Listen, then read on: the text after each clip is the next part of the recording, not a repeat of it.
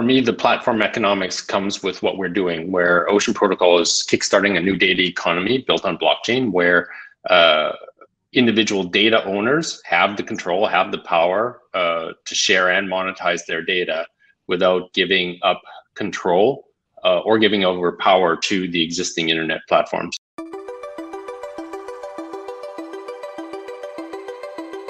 Hi everyone, and welcome back to Diffusion 2021 and to our panel, where we are going to talk about cooperative platforms as a new approach to platform economics. My name is Matus Steis. I'm the token design lead at Outlier Ventures. And today I'm joined by, well, it should be 4, but now it's 3 distinguished guests from very diverse subfields of the blockchain space.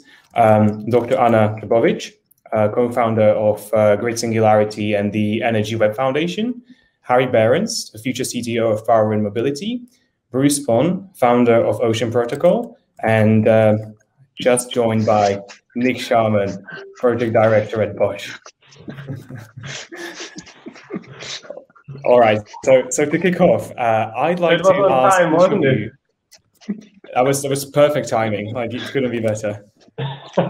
Yeah, so to kick off, I'd like to ask each of you to briefly introduce yourself. And given that the title of our panel, Cooperative Platforms as a New Approach to Platform Economics, can be quite a mouthful, I'd like to ask each of you to explain what you understand under the terms cooperative platforms and platform economics. Let's do this alphabetically. So Anna, can you please start?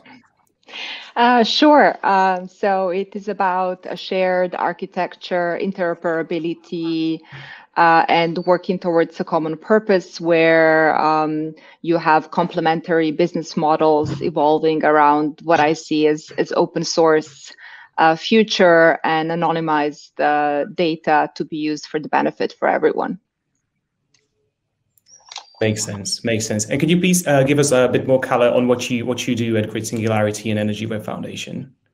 We at Grid Singularity, we create local exchanges to ensure that you can connect your distributed energy assets and trade with peers in your building, in your street, in your town, and up.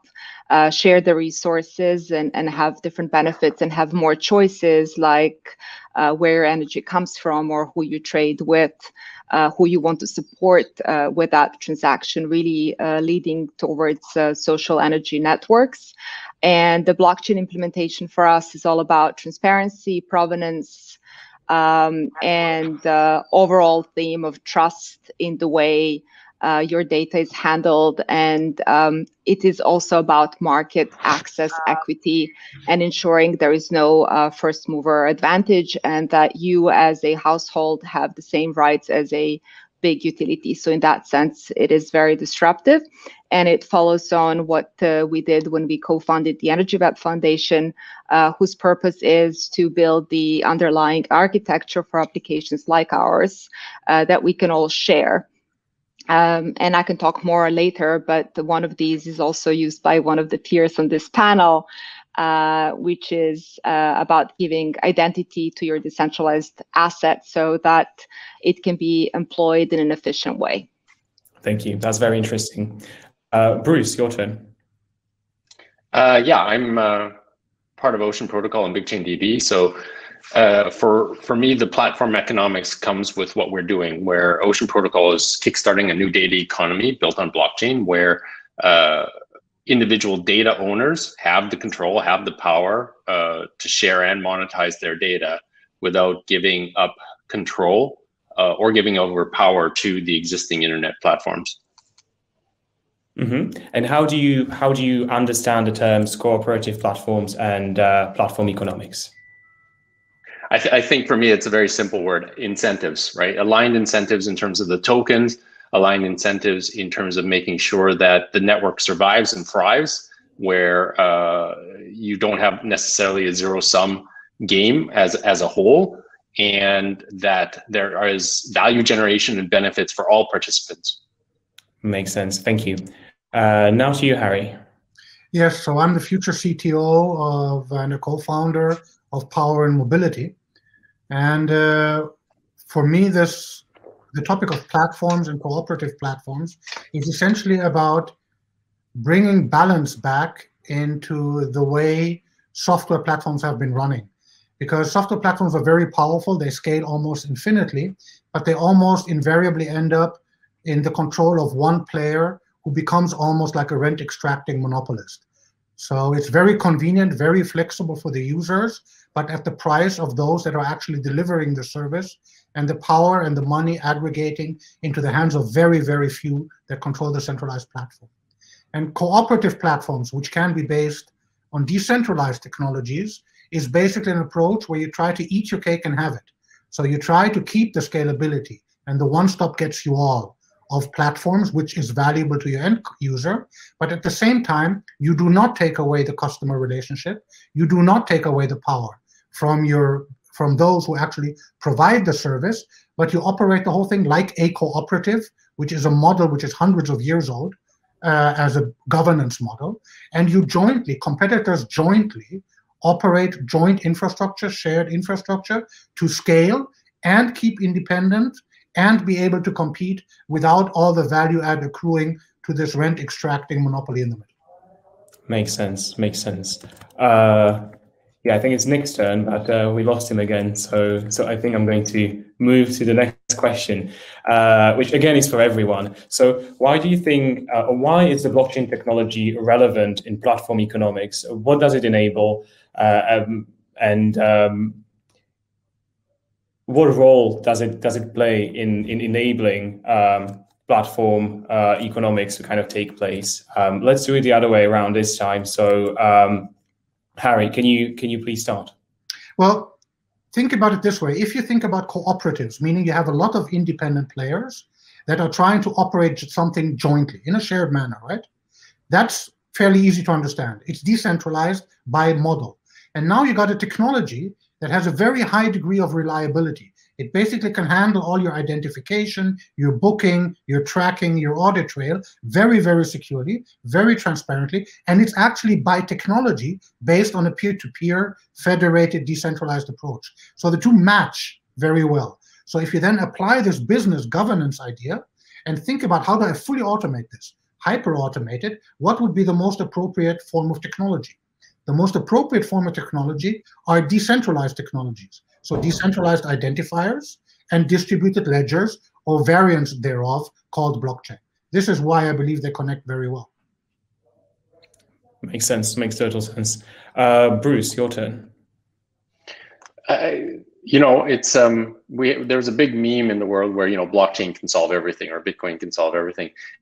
I don't think that's necessarily the case, but I do think that blockchains are revolutionary across all industry sectors, and the main reason is because it is a general purpose technology, and the storyline behind that is a general purpose technology infuses itself across all sectors of the economy and our society to the point where it's ubiquitous. You can think of something like electricity or the internet, and because mobility is such a fundamental part of how we get stuff, whether it's people, goods, or what have you, from one point to another, you do need a set of technologies that allow this coordination to happen. And as Harry said, in some ways, blockchain technology is one of the best coordination mechanisms for a disparate group of people who have all different incentives and are all going in different directions. And so for me, it's an obvious kind of match that mobility will have hundreds of different use cases that will use in some form blockchain technology. Thank you. And now to you, Anna. Sure. So managing a complex supply chain is a problem, right? It's a management problem, a challenge that you're trying to resolve. Likewise, managing how different energy assets connect to the grid is a problem. So the rise of renewables, as good as it is for the environment, has created a headache for people who operate the grid. And then now we have an opportunity created by blockchain where you go from a problem to another opportunity because you're able to give a digital identity, an agent to each asset that is able to trade on behalf of that asset and optimize the benefits for the owner of that asset. And then all of a sudden you have more value that is created while also resolving the management problem. And that's exactly what blockchain does. Obviously, you can do this in a centralized fashion, but not as efficiently and certainly not as transparently and not to the same benefit of the end user. Likewise, if it is centralized, then the people who own different assets don't have the same freedom to have more choices, which they do with the decentralized architecture. It also prevents fraud because as wonderful as some of these programs are, like ensuring that your suppliers follow certain rules, which is what big companies do, or ensuring that the energy that you use surely comes from a renewable source. There are cases where this is certainly too costly without a transparent and automated process, but also where there is fraud. And most recently, there was an article about a very reputable NGO that is aiming to provide nature conservation, and where they became engaged in a problem over authenticity of their certification, which was certainly probably, I'm assuming, not intended, right? And if they had used blockchain, they would not have this problem. And I do hope that that's a solution they will now go to, because it is a solution to where you have issues of provenance and where you want to make certain automated transactions transparent. That's very interesting. Yeah, thank you, Anna.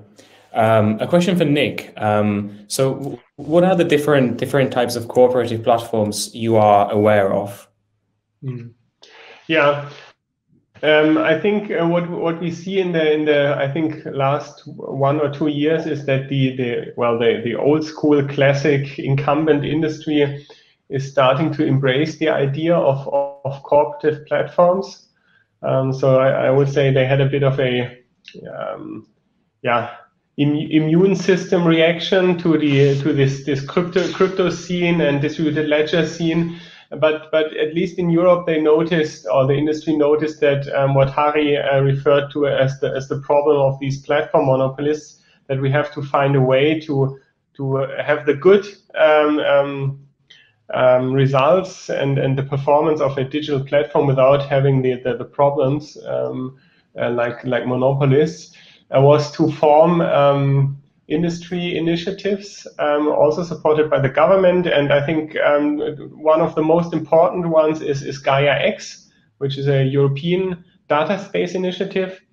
And I think Gaia X and what we've been talking about today and yesterday, SSI and decentralized technologies, they are a perfect fit.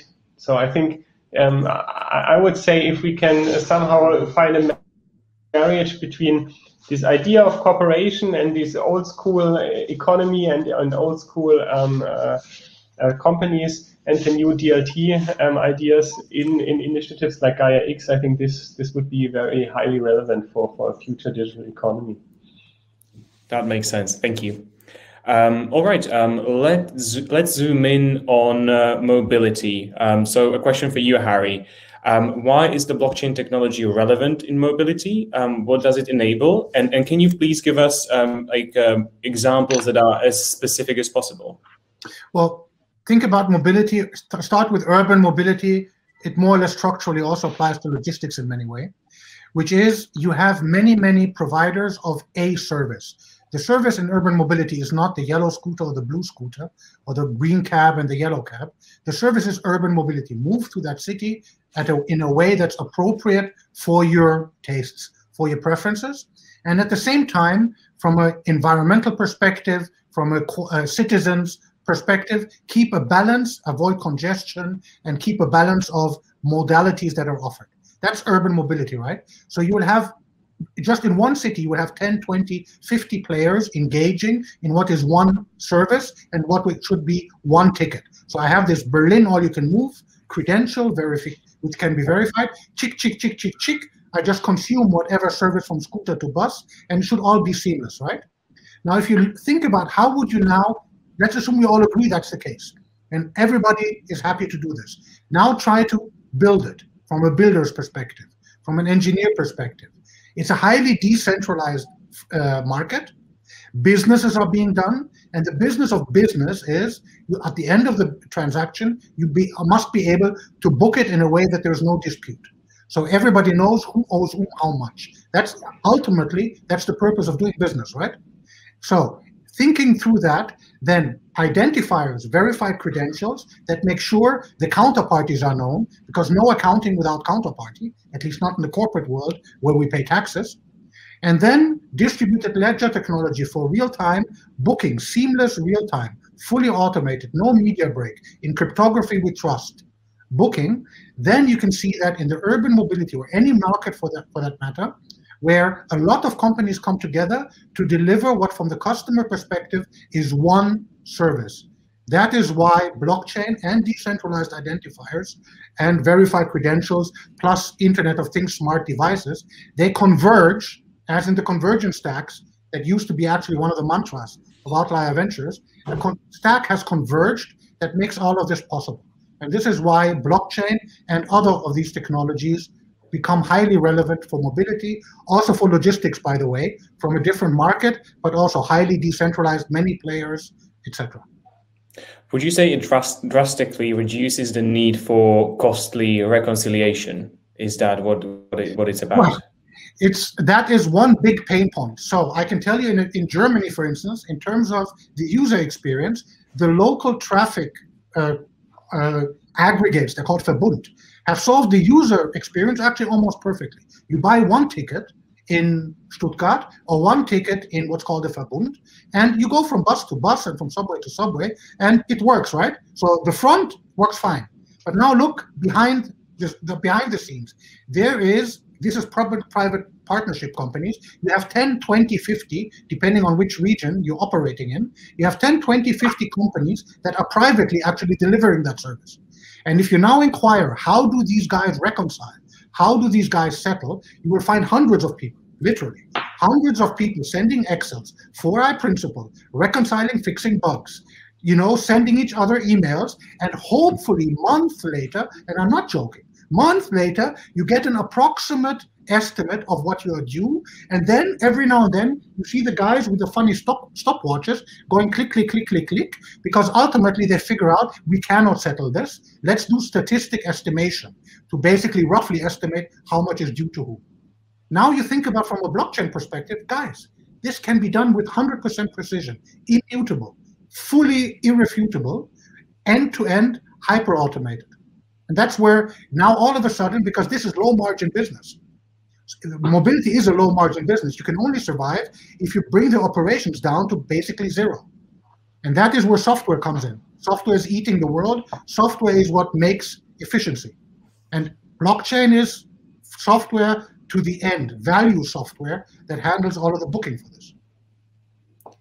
Very interesting. Thank you, Harry. All right, let's switch gears a bit and focus on energy. So Anna, what are the applications of the blockchain technology in the energy sector? How are energy market efficiencies improved using the blockchain technology? So essentially the same question, but from the perspective of energy.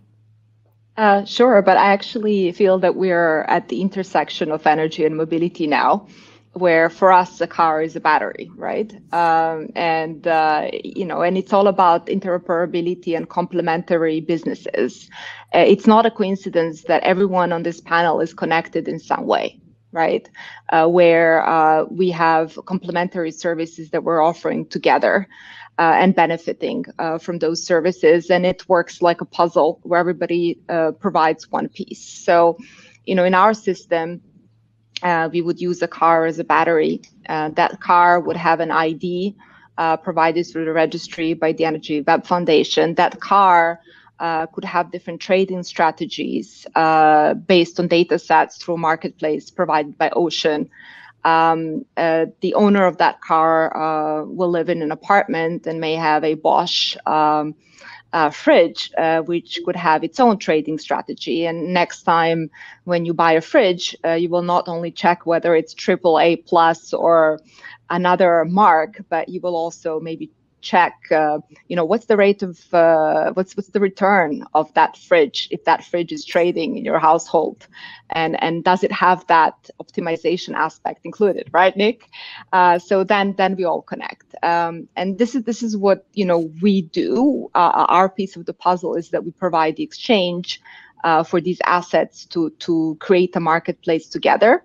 And again, in the spirit of open source, we work through open APIs on one hand with grid operators to connect to the grid, and they can also influence the market by being progressive and applying different dynamic grid fees to reward certain behavior and to provide incentives. And then on the other hand, we connect to companies we call aggregators or energy service providers, who will then purchase different trading strategies from different third parties, and that's a marketplace that we hope to encourage. And that marketplace is noted would benefit from ocean technology. So that's how it all comes together. And this is not a far cry. In Europe, we have new legislation around energy communities, so they would be the first to do this. But in our vision of the future, each street should be a microgrid, trading with the next street and then up with everybody else, and being able to choose if they want to buy electricity from a local hospital to help them, or a youth center, or a company distressed because of COVID, or whatever it is, to have these kind of choices. In terms of other applications, many are already very much alive, like the renewable energy certificate marketplaces that are available globally, first starting from Singapore and then other places in Southeast Asia, but also in Europe with Engie, and in the US, and now with more applications globally. There's an open source toolkit that one can customize for a certain market. And other applications are those architecture related, infrastructure related, like the IDs for your assets, which may sound boring, but it's actually critical for the system to work. And each country or EU as a whole should probably have one registry, and ideally this would be immune to borders, but we work in reality, so it has to be accepted by different legislatures, because energy is a highly regulated space. But there are very, very important applications coming up that are very real, and that's why I'm happy you organized this panel, because if you look at a typical blockchain conference, it's all about finance and investment, kind of more in that field. About 90% of what it is, sometimes the entire conference is about it. And this one shows that it's a technology that you can use in an industry that is very real to you, that really affects your day-to-day life, like energy and mobility. Very interesting. Thank you, Anna. You mentioned Bosch and Ocean a lot. So let's turn to Nik and Bruce. So a question for Nik. So how does Bosch fit into all this? My understanding is that you guys are very much focused on DIDs. So could you please expand on what DIDs are and why they are important in this context? Yeah, well, DID is it's called decentralized identifier document, and it's one of the basic ideas of the self-referent identity architecture, which I think was already talked about earlier today. We are very interested and working very actively in this area of SSI, because I think it's the first building block for a decentralized economy, really, without digital identities and fair digital identities that are not owned by a single entity or a single legal person, for example. And without this, you cannot build. You still have a control point, so you cannot have a open, decentralized economy without digital identities which are fair. So yeah, we start with this, and we had Anna talked about the interesting areas where you could apply it. For example, if you want to have this fridge we've been talking about that has a trading agent running within it, without a detailed and a valid identity, this all doesn't work. So obviously the DIDs are one of the important building blocks for that. And talking about what you can do with it, with SSI and DID. So we had this fridge. We are also doing sharing economy stuff with power tools. You obviously start to think about cars which have their own SSI and DID, and then these cars can do their business models, autonomous business models as well. But to be honest, we start with something far more boring, really. It's about master data for companies. So if companies interact with each other, they need to know the master data. So the tax number, the address, and so forth of the business partner. And we see that we can use SSI very nicely to build this network of companies. Based on an open system. So Bosch and other companies are in the process of creating a ID union network, which is an SSI DLT network, where, for example, use cases, like I stated before, can be run upon. Very interesting. Thank you, Nik. So talking about data, a question for you, Bruce. How do we make sure that the data generated by all these entities engaging in platform economics is managed ethically? And how do we ensure that it's owned by its creators and is not abused? So, I mean, when we talk about data, I mean, there's two ways that you can make sure it's used ethically. Well, one is systemic and one is through social norms. You know, until now, we've relied mainly on the social norms where people put pressure on the platforms to treat in private property and corporate property responsibly with relatively low level effectiveness. With blockchain, I think we now have a way to do it more systemically, where people can control their data in a way not possible before because of some of the characteristics that Harry had talked about in terms of this transfer, the audit trails and all that sort of stuff, transferability, the transparency and all that sort of stuff. And obviously, this is the core idea of Ocean. You know, we want to give people power over their data again, so that they can do what they want. They can monetize it. They can share it under their terms. And everything we do as Ocean takes us in this direction, and that's how it intersects with what Bosch is doing, what Daimler is doing, as well as what Grid Singularity is doing. And so I think that is kind of the way that we do this, because blockchain does give that power. It also decentralizes this stuff. And if I could just take a step back, because I think this is really important for a lot of people, and it's not something that people think about, in that there's really four types of matter in this world that really matter. Four flows: materials, like the stuff that gets transported on ships; energy, oil and gas, renewables, the energy grid; money and ideas, whether it's intellectual property, NFT, or data. And these flows are worth hundreds of trillions of dollars, and they're the most important macro flows in the world that nobody ever thinks about, except when, for instance, a ship gets stuck in a canal or something, or the power grid, you know, turns off on the US East Coast. And the internet disrupted and decentralized the established system of information flow from the early 90s on till now. And we're seeing this with all the large internet platforms. And it disrupted that old flow and concentrated all that information onto platforms. The other systems, materials, energy, and money, were also more efficient, and they helped because of the internet. But out of the four, really disrupted, like the internet disrupted information flow. Blockchain leverages the internet to further disrupt the other three flows even more: materials, energy, and money. So along with the IoT, the DID, the AI, and other components, all the stuff that's being moved, all the energy that's being moved, and all the money and the financial flows are about to get a lot more efficient, because the blockchain allows for this precise, fine-grained coordination of all these aspects in a way never before possible. So we're going to see an absolute revolution across all sectors. This merging of energy and mobility, this merging of finance and energy, finance, mobility, and it's going to be one of the most disruptive phases of our lifetime. And what kind of flows through all of that, of course, is information as always. But in our view, from Ocean, it's data.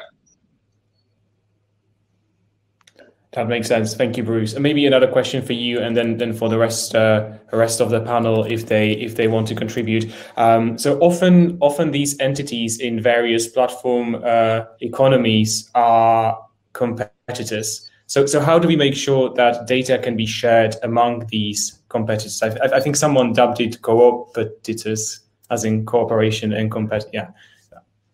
Yeah, so I have a very quick answer and give up the floor, but it's purely incentives. Like as I said, we're disrupting the 4 major flows of the world. We're hundreds of trillions right now. So there's a lot at play. So I don't really think that there's this need to have co-competitors or all this sort of stuff. There's so much greenfield out there and so much potential that this general purpose technology of blockchain unlocks, and then combined with other general purpose technologies like AI, like new energy systems. There's so many things that blockchain is now going to unlock and put. So internet put the information and spread that out. Blockchain puts a different level of coordination in there. In my mind, there's no need because the incentives are all there, so that the ones who innovate are going to thrive. The ones who don't are going to recede and become irrelevant. Thank you. Perhaps just to add that I know this panel is about blockchain, but obviously it's just one of the technologies that we work with. It provides that added functionality that we discussed in this panel. But we work with a stack of other technologies, all of us, and we use blockchain where it adds value. And I think it's important to say that this panel has showed how and where it adds value when combined with the rest of the tech stack that we use when we build our products. Yeah, ultimately, it's about basically just verifying things. So I come from the software building background, so I like to keep it simple. And the simple fact that we have with smart devices, a device doesn't have motivation, so unless it's buggy, it will send what is fact. Then you have identities, especially these decentralized identities, and they are cryptographic. There's cryptographic algorithms behind them, so they can sign data, which means you cannot tamper with it.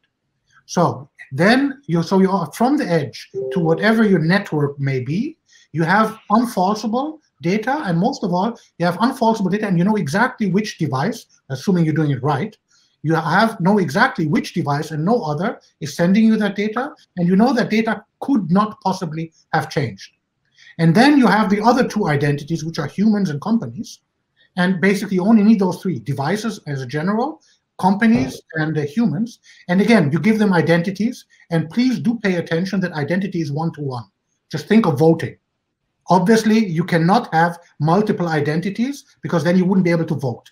So you always need one identity for a car, you need one identity for a device, you need one identity and no other for a company. But as soon as you have that, you have a bidirectional way of, without possibility of error, identifying who's what, and the data is safe. And then you got blockchain that, based again on cryptography on which we trust, handles all of the calculation, the billing records, the revenue distribution, end-to-end, in real time, fully consolidated. So basically, you have now a fully automatable machinery upon which to model almost any financial transaction that you can possibly think of. And it is truly more than disruptive, like Bruce says. This will so much disrupt. The only prevention of the disruption is regulations that basically put the finger in the dam. Please, please, please, please, please, don't disrupt us too fast. We're too afraid. Let's put a regulation in front of it, because that's the only thing that's protecting the incumbents just from being swamped away. Because this is so revolutionary, if you think it through. Look at, I'm sorry to make that cross, but look at what's happening in the DeFi space. Yes, it will be a bubble. Yes, it will burst, but it's pure applied, creative, disruptive genius. And it's that. Look at the NFT space. Same story. This is unheard of, this disruption. And that is. I have to say that I feel that we have succeeded when a seasoned car industry professional passionately speaks about blockchain and DeFi. So, congrats, Harry. That's true. That's true. Totally agree. All right, that's it from our side. Thank you very much, Anna, Harry, Bruce, and Nik for joining us today and for providing all the valuable insights. And thank you everyone for tuning in. We hope to see you at the fireside chat with Harry happening right after this panel.